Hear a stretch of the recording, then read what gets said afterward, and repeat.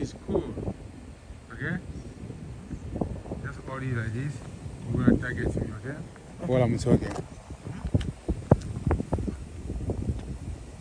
Can you see me? Yeah. Yeah. Bana Wenge, le roi de la forêt. Donc voilà, nous sommes là maintenant à Washington DC. Je vais annoncer mon invité que je vais recevoir le samedi et le dimanche. Donc samedi, on a Willy Pensiene. Il y a Willy Pensiene. Donc voilà quoi, Alex Intima. On a plateau, c'est tombé d'ici LTV. Bana Wenge, Zoïda déjà, Wenge. Et puis dimanche, nous avons le sénateur Adrisha. Le sénateur Adrisha, il y a une mission dans le Lubango. Une mission dans le Kentucky. Dans le Cincinnati, il y a une mission dans le Lubango. Donc, Lubango, tout. C'est l'Adrisha, le sénateur. Donc, voilà quoi. Il y a Willy Pensiene.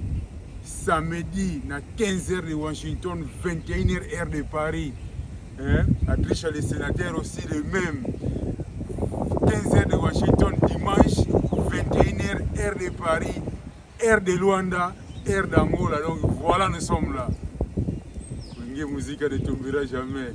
C'est tombé du ciel TV. L'activité Noxo qui toque. Where America, where America? Des fois, à l'estima, na si yo mo moni déjà système ngolo.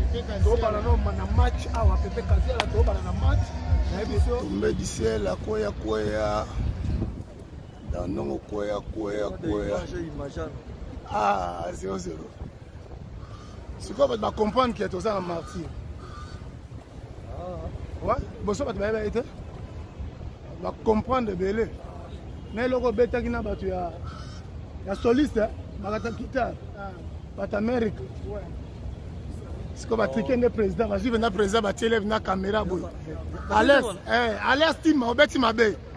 On filmer presse, on sera presse. Donc yo filmer presse. Ça mo konza eba. Donc na Hollande là. Ça va direct quoi non? Nga direct presse, nga ezap na ndenge ya vitesse. La fond est bien parce que ça n'a pas bonné mon biso ça n'a bonné la à l'estime. Na regretté ni no ba be on ni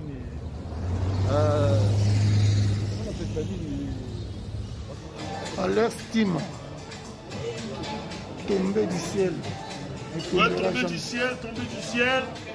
Akoya, tombé du ciel. Tombé du ciel, toujours fort. Tombé du ciel, Dédicace, grosse dédicace. Alex Tima, big. You understand? Je comprends. You understand?